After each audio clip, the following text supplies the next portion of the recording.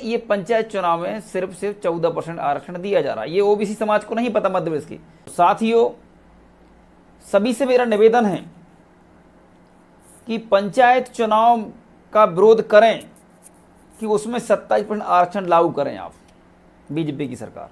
क्योंकि बीजेपी ने अपना लिखित में लेटर निकाला है कि 27% आरक्षण अब लागू है मध्य प्रदेश में, लेकिन शिक्षक भर्ती में देखिए आप, स्टे लगा हुआ है, 14 दे रहे हैं।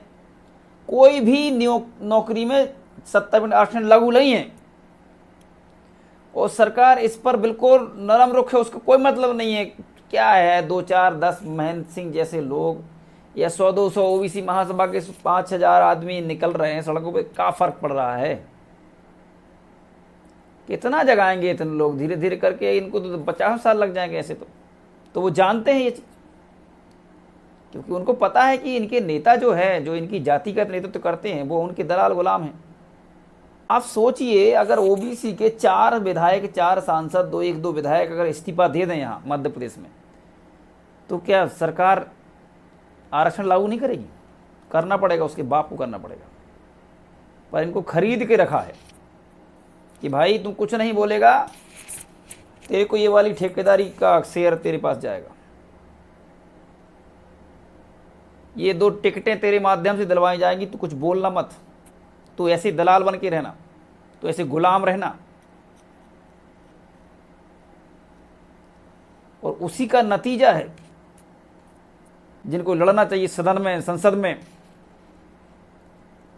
वो अपने खुद के बड़े बड़े महल बना के बैठ रहे हैं और ये देख रहे हैं कि हमारे समाज के कौन से लोग आगे बढ़ रहे हैं जिनको कुचला जाए।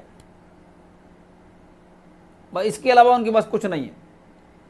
उनके पास ये की चीज़ है कि हम अपने समाज के दलाल पैदा कर दें, जातिगत दलाल पैदा कर दें, ताकि आने वाले चुनाव के समय इनको खरीद के हम दलाली करवा सकें। 2-4 हर समाज में 2-4-10 2-4-10 हर जिले, हर राज्य, हर जिले में, हर प्रदेश में तैयार करके और बेचते रहते हैं वोटों की। अरे किस लिए तुम विधायक बने हो? किस लिए सांसद बने हो? किस लिए मंत्री हो तुम? अगर आप बीजेपी सरकार या कांग्रेस की सरकार में आपको अगर पद दिया गया है पिछड़ा वर्ग के नाम पे, तो आपको पिछड़ा वर्ग की बात करना चाहिए कि नहीं करना चाहिए? बात क्या, आपको लड़ना चाहिए उसके लिए, आपको संविधान के लिए लड़ना चाहिए।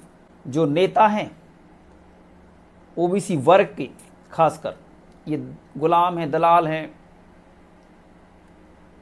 और ये जो नेता हैं, सोचने वाली ही बात है, शर्म नहीं आती इनको, चूल्हे भर पानी में डूब के नहीं मरते हैं कि इनके समाज के लोग जो नेताओं को करना चाहिए वो युवा वर्ग ओबीसी महासभा के माध्यम से डंडे खा रहे हैं, आंदोलन कर रहे हैं हक अधिकारों के लिए। जिनको लड़ना चाहिए संसद, जिनको लड़ना चाहिए सदन में, संसद में, वो अपने खुद के बड़े बड़े महल बना के बैठ रहे हैं। ओबीसी महासभा जबलपुर में डंडे खा रही थी, तब भी ये नहीं जागी। ओबीसी महासभा 28 जुलाई को मुख्यमंत्री घेराव में, तब भी वो डंडे खा रही थी, तब भी नहीं जागा।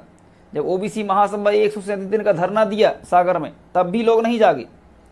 आज भी हम हर जिले में ज्ञापन और प्रदर्शन कर रहे हैं, तब भी ये ओबीसी समाज का जो सोया हुआ समाज है नहीं जाग रहा है।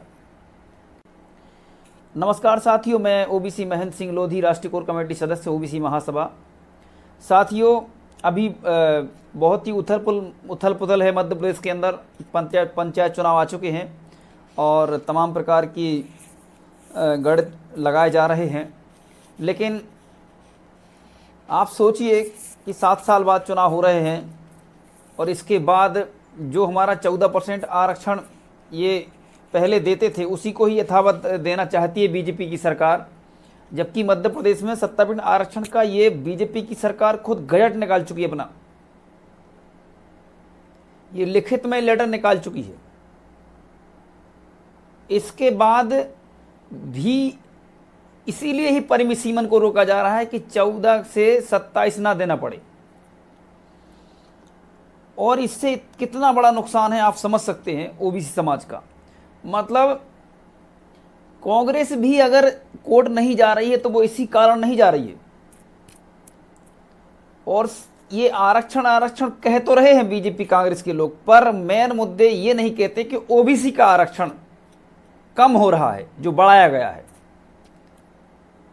वो इस बात को दबाना चाहते हैं। मीडिया में भी जो मीडिया जो है, क्योंकि सवर्णों का मीडिया है, उनको पहले पढ़ा दिया जाता है, क्रिप्ट दे दी जाती है बीजेपी कांग्रेस के द्वारा कि ये बोलना है आपको हमारी तरफ से, ये बोलना है हमारी तरफ से।